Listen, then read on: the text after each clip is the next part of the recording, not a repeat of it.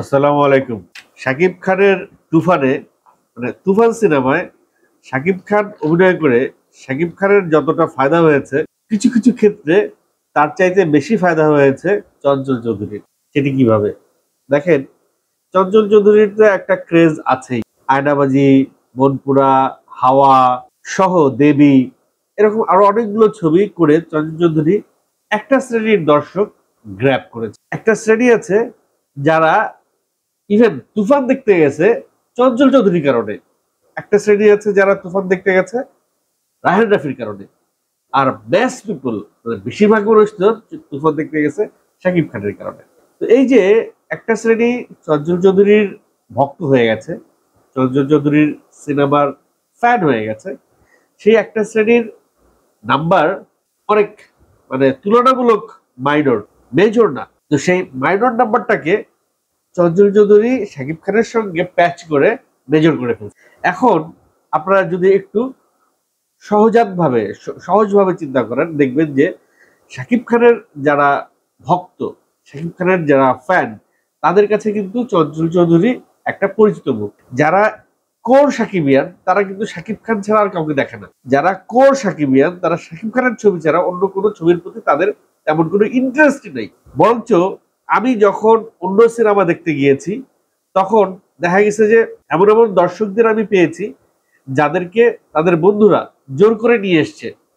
বন্ধু সিনেমা দেখতে গেছে, আমি ওই সিনেমার নামটা নিচ্ছি না, অন্য যে সিনেমা, সেই সিনেমা দেখতে গেছে, সেই সিনেমার দর্শক, সেই সিনেমার ফ্যান গেছে, সেই সঙ্গে শাকিব খানের দু একজন ফ্যানকে নিয়ে গেছে জোর করে, এবং সে খুব বেশি এনজয়ও করে নাই ওই সিনেমাটা। কারণ যারা শাকিব খানের কোর ফ্যান, একেবারে মানে কি বলবো, শাকিব খানের একনিষ্ঠ ভক্ত যারা, তারা কিন্তু শাকিব না থাকলে সেই সিনেমায় তারা খুব বেশি এনজয় করে না সিনেমাটা। হ্যাঁ, তারা যে শাকিব খান ছাড়া সিনেমা দেখে না তা কিন্তু না, দেখে, কিন্তু সেটা ওই যে একটা প্রিপারেশন নিয়ে, হলে গিয়ে টাকা দিয়ে টিকিট কেটে, এত প্রিপারেশন তাদের নেওয়ার টাইম নেই। তারা ওই যে অনলাইনে তামিল, হিন্দি, অ্যাকশন কিছু সিনেমা পাওয়া যায় রেডিমেড, ঘরে বসে ওই সমস্ত সিনেমা দেখার জন্য তাদের ওইটুক স্পেসিফিক টাইম আছে। কিন্তু এই সাকিবিয়ানদের যারা একনিষ্ঠ ভক্ত, তারা চঞ্চল চৌধুরী যদি আরেকটা সিনেমা যদি তুফান না করে, সাপোজ হাওয়া হাওয়া সিনেমা দেখতে কিন্তু তারা যায় নাই। এখন চঞ্চল চৌধুরী আগামীতে যে সিনেমাটা করবে দম, এই এসবিএফ, শাহরিয়ার শাকিলদের প্রয়োজনায়, সেই সিনেমাটা আবার পরিচালনা করবে রেদওয়ান রনি। তো এখন কিন্তু চঞ্চল চৌধুরী, তার ভক্ত তো আছেই, সেগুলো তো তারা পাইলই। শাকিব খানের কিছু একনিষ্ঠ ভক্ত চঞ্চল চৌধুরী পেয়ে যাবে, যেমনটা হয়ে গেছে নওয়াজুদ্দিন সিদ্দিকীর সঙ্গে ইন্ডিয়ার। নওয়াজুদ্দিন সিদ্দিকী কিন্তু তার নিজের কোনো ভক্ত শুরুতে কিন্তু ছিল না, তার কোনো ফ্যান গ্রুপ ছিল না। যখন স্টেপ বাই স্টেপ সে তার অভিনয় প্রতিভা বিভিন্ন সিনেমাতে, বিভিন্ন সুপারস্টারদের সিনেমাতে দেখাতে শুরু করলো। গ্যাংস অফ ওয়াসিরপুরের পরে যখন সালমান খানের সিনেমায় সে অভিনয় করলো, যখন শাহরুখ খানের সিনেমায় সে অভিনয় করলো, যখন টাইগার শ্রফের সিনেমায় সে অভিনয় করলো, তখন কিন্তু শাহরুখ খানের ফ্যান্স, সালমান খানের ফ্যান্স, টাইগার শ্রফের ফ্যান্স, এরা কিন্তু নওয়াজুদ্দিন সিদ্দিকীর অভিনয়ের ভক্ত হতে শুরু হলো। এখন নওয়াজুদ্দিন সিদ্দিকীর যদি কোনো সিনেমা আসে, তাহলে কিন্তু সালমান খানের ভক্ত বলেন আর শাহরুখ খানের ভক্ত বলেন, যে কোনো সুপারস্টারের ভক্তরা নওয়াজুদ্দিন সিদ্দিকীর সিনেমাটা দেখতে উদ্গ্রীব হয়ে থাকে। তো সেই একই জায়গাটায় চঞ্চল চৌধুরী একটা সুন্দর খেলা খেলেছে, বা সুন্দর একটা সুযোগ সে নিয়েছে, বা সুন্দর একটা কাজ তার দ্বারা হয়ে গেছে। সেটা হচ্ছে যে তুফানে চঞ্চল চৌধুরী শাকিব খানের সঙ্গে যেই ক্যামিওটা করলো, এই ক্যামিওর কারণে শাকিব খানের যত একনিষ্ঠ ভক্ত আছে তারা কিন্তু চঞ্চল চৌধুরীকে একটা সাপোর্ট দেবে। চঞ্চল চৌধুরীর সিনেমা যখন সামনে রিলিজ হবে, আপনারা আজ থেকে আরো কিছুদিন পরে মিলিয়ে নেবেন। হাওয়া, চঞ্চল চৌধুরীর হাওয়া, চঞ্চল চৌধুরীর মনপুরা, চঞ্চল চৌধুরীর আরো যে যতগুলো সিনেমা আসছে, সেই সিনেমাগুলোর চাইতে চঞ্চল চৌধুরীর আগামী সিনেমার দর্শক কত গুণ বেড়ে যায়, এই বিষয়টা আপনারা একটু খেয়াল করে মিলিয়ে নেবেন। এবার কিন্তু শাকিব খান যেহেতু বাংলাদেশের একমাত্র মেগা স্টার, শাকিব খানের যেহেতু একটা ফ্যান বেজ আছে, এটা তো অনেক অনেকেই অনেক কথা বলবে, কিন্তু কথা তো এইটাই সত্য যে সিনেমা চলেই শাকিব খানের নামে, সিনেমা হলে দর্শক যাই শাকিব খানের নামে। তো সেই শাকিব খানের দর্শকরা যখন সিনেমা হলে চঞ্চলের সিনেমাতেও ঢুকবে, তখন কিন্তু চঞ্চলের সিনেমাগুলো আগে দর্শকের যে জোয়ার দেখেছে তার চাইতেও একটা ভারী জোয়ার দেখার জন্য অপেক্ষা করছে।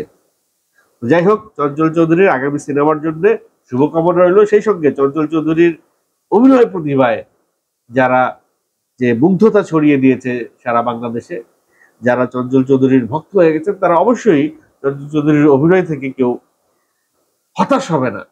তারা চঞ্চল চৌধুরীর কাছ থেকে ধুন্দুবার অ্যাকশনও কেউ এক্সপেক্ট করে না। তারা চঞ্চল চৌধুরীর কাছ থেকে হিরোইজম এক্সপেক্ট করে না।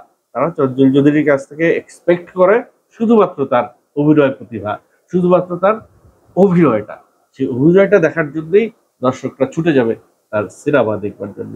এবার আসি একটু মাহিয়া মাহির কাছে। সম্প্রতি আব্দুল আজিজ সাহেব একটি কমেন্ট করে বসছেন, কয়েকদিন আগে বিভিন্ন চ্যানেলে সেই ইন্টারভিউতে কমেন্ট করে বসছেন যে মাহিয়া মাহিকে তিনি 2টা গাড়ি, একটা ফ্ল্যাট উপহার দিচ্ছেন। একসময় মাহিয়া মাহি তার গার্লফ্রেন্ড ছিল।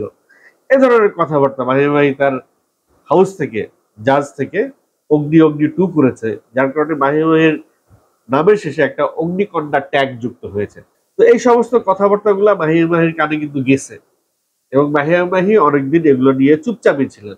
এগুলো নিয়ে কিন্তু খুব বেশি কথা সে কখনো বলে নাই, কিন্তু শেষমেশ আর চুপ থাকতে পারে নাই। শেষমেশ সে যে মানে উত্তরটা দিছে, সে যে রিপ্লাইটা দিছে, এই রিপ্লাইটা আমার কাছে মনে হয়েছে মাহিয়া মাহি অনেক ম্যাচিউর হয়ে গেছে। মাহিয়া মাহি মুখ থেকে, কাছ থেকে এই রিপ্লাইটা শোনার পরে আমার কাছে মনে হয়েছে যে যে কোনো নায়িকার চাইতে মাহিয়া মাহি অনেক ম্যাচিউর। সে রিপ্লাইটা দিছে যে আব্দুল আজিজ সাহেব তো কম করে বলছে, সে তো 2টা গাড়ি একটা ফ্ল্যাট দেয় নাই, সে 4টা গাড়ি 2টা ফ্ল্যাট দিছে, সে কম করে বললো কেন? বরঞ্চ মাহিয়া মাহি আব্দুল আজিজ সাহেবের যে কোনো মানে সিনেমার সুযোগ থেকে শুরু করে ফ্ল্যাট গাড়ি উপহার যাই দিয়েছে, আজকের মাহিয়া মাহি জাজের জন্য হয়েছে, এবং আজীবন জাজের প্রতি এবং আব্দুল আজিজ সাহেবের প্রতি মাহিয়া মাহি কৃতজ্ঞ থাকবে। এই কৃতজ্ঞ কোনো দিন মাহিয়া মাহির মুখ থেকে আব্দুল আজিজ সম্পর্কে এবং জাজ সম্পর্কে কোনো নেগেটিভ কথাবার্তা কেউ কখনো বের করতে পারবে না। তো যেই সম্মানটা মাহিয়া মাহি জাজকে দিচ্ছে, আব্দুল আজিজ সাহেবকে দিচ্ছে, সেই একই সম্মানটা ইন রিটার্ন মাহিয়া মাহিও তাদের কাছে চান। এরকম একটি রিকোয়েস্ট রেখে সাংবাদিকদের উত্তরটা তিনি সংক্ষিপ্ত করে দিয়েছেন। দেখেন, যেই দেশে অপু বিশ্বাস আর বুবলি একজন আরেকজনের বিরুদ্ধে যখন কোশ্চেন করা হয়, তখন যেভাবে আনসার করে, তাতে যারা ওই আনসারটা শুনে তারাই লজ্জা পেয়ে যায়। পুরা ইন্ডাস্ট্রিকে তারা এমন খেলার মধ্যে রাখছে, যেই খেলার কারণে বহির্বিশ্বেও আমাদের চলচ্চিত্রের তথা শাকিব খানের একটা নেগেটিভ ইম্প্যাক্ট পড়ে গেছে।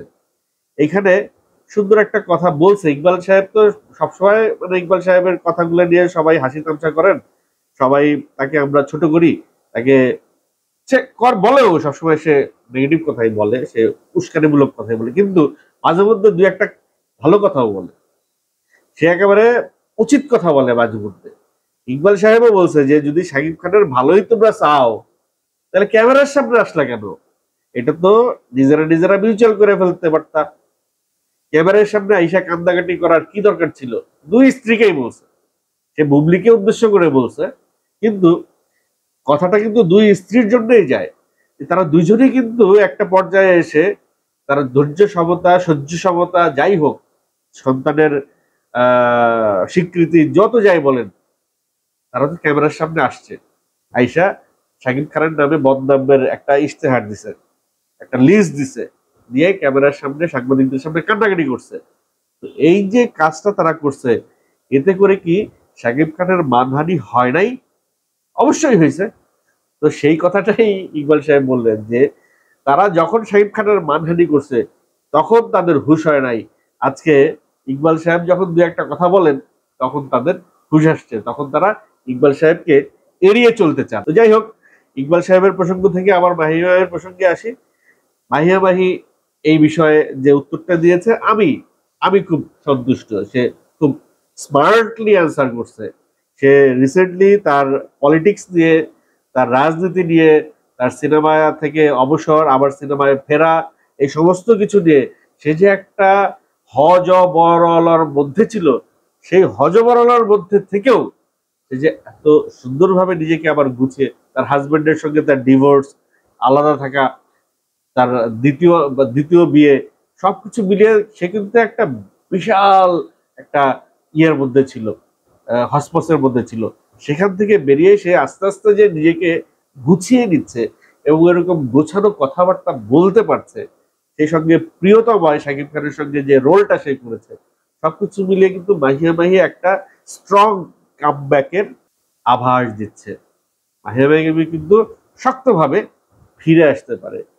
শেষ করব আজকে এই কন্টেন্টটা, তার আগে একটু অক্ষয় কুমারকে নিয়ে কথা বলতে চাই। অক্ষয় কুমার বাড়ি মিয়া ছোট মিয়া নামে একটি ছবি প্রেক্ষাগৃহে রিলিজ করেছিল, যেটার বাজেট ছিল 350 কোটি টাকা, যেটা মাত্র ব্যবসা করছে 60 কোটি টাকা। এখন একটা সিনেমা যদি 350 কোটি টাকা বাজেটের একটা সিনেমা যদি 60 কোটি টাকা ব্যবসা করে, তাহলে বাকি টাকাটা কোত্থেকে আসবে? এখন এই বাকি টাকাটা কিভাবে এটার ফান্ডটা জোগাড় করবে? তো এই বাকি টাকা জোগাড় করতে না পাইরা এই যারা এই সিনেমাটা বানাইছে, পূজা এন্টারটেনমেন্ট, তারা তাদের একটা 7 তলা ভবন, অফিস টফিস সব বেচে দিতে হচ্ছে।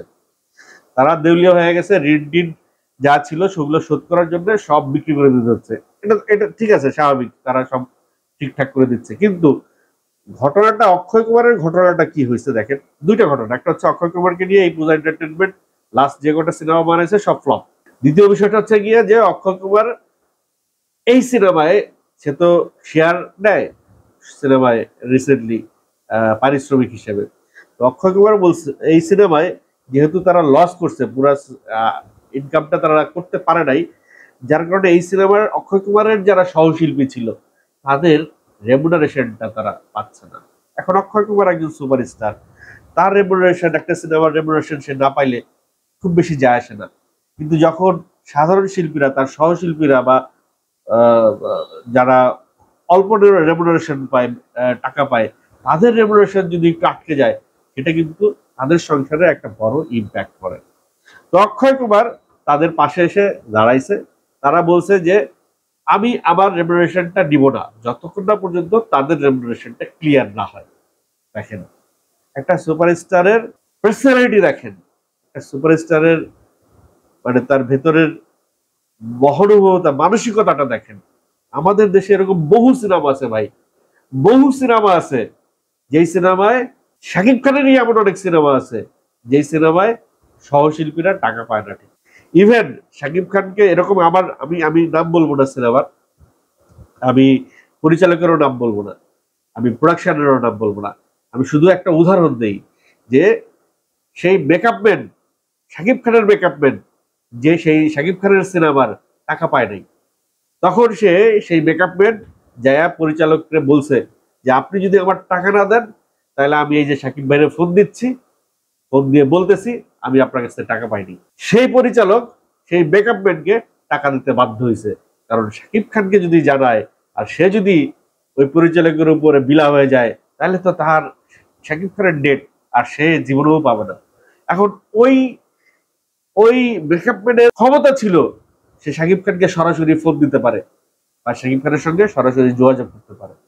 সবার তো সেই ক্ষমতা নাই, সবার তো সেই পাওয়ারটা নাই যে সরাসরি শাকিব খানকে কমপ্লেইন দিবে যে আমি আমার রেমুনারেশন পাই নাই। এরকম বহু গল্প আছে বাংলাদেশেও, এরকম বহু হিরো আছে বাংলাদেশের যারা সহশিল্পীদের পাশে দাঁড়ায়, তার মধ্যে একজন হচ্ছে শাকিব খান। এরকম আরো একটা ছোট্ট ঘটনা উদাহরণ দিয়ে আপনাদেরকে আমি কন্টেন্টটা শেষ করছি, কন্টেন্টটা দীর্ঘ হয়ে যাচ্ছে। প্রসূন আজাদ একসময়ের নায়িকা, সর্বনাশা ইয়াবার নায়িকা, মারুফ, কাজী মারুফের নায়িকা, কাজী হায়াতের নায়িকা। সেই কাজী হায়াত প্রসূন আজাদকে রেমুনারেশন দিচ্ছিলেন, কাজী হায়াত প্রসূনকে টাকা দিচ্ছিল না। তো প্রথম প্রথম কোনো নায়িকা আসলে যেটা হয় যে সিনেমা থেকে টাকা না পাইলে তারা ওইটা ভুলে যায়, কারণ একটা পর্যায়ে গিয়ে তারা ওইটাকে রিকভার করে নেয়। যখন তাদের ফেম হয়ে যায়, নেম হয়ে যায়, তখন তারা একটু বেশি বেশি চার্জ করে নিয়ে নেয়। তো প্রসূন আজাদ তখন নতুন এসছে, নতুন হলে কি হবে, সে কিন্তু সিনেমায় নতুন, মিডিয়াতে নতুন না। সে এর আগে নাটকে কিন্তু তার একটা ভালো পজিশন তৈরি হয়ে আসছে, সে কিন্তু লাক্স চ্যানেল আই সুপারস্টারের তকমা নিয়ে আসছে। সে তো আর ছাড়বার পাত্র না, সে কাজী মারুফের বাবার সঙ্গে তার লেগে গেছে, এক প্রকার তর্কাতর্কি হয়েছে, এবং সেটা নিয়ে সে ওই সময় শাকিব খান আবার চলচ্চিত্র শিল্পী সমিতির প্রেসিডেন্ট, সে শাকিব খানকে ফোন করছে এবং শাকিব খান নিজে ফোনে থাইকা এইটাকে সমাধান করে দিছে।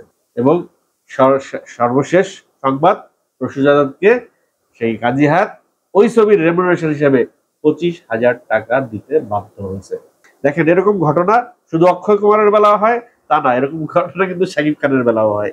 তো যাই হোক, আমার এরকম অনেক ঘটনা আছে যে অনেক অনেক সিনিয়র শিল্পী, অনেক স্টার শিল্পী এরকমও আছেন, আমার নিজের দেখা, আমার নিজের চোখে দেখা, কে কি পাইলো না পাইলো বড় কথা না, সেই নাটকের বা ওই দৃশ্যের শেষ দৃশ্যটা সে করবে না যতক্ষণ পর্যন্ত তার হাতে পুরো টাকাটা না আসে।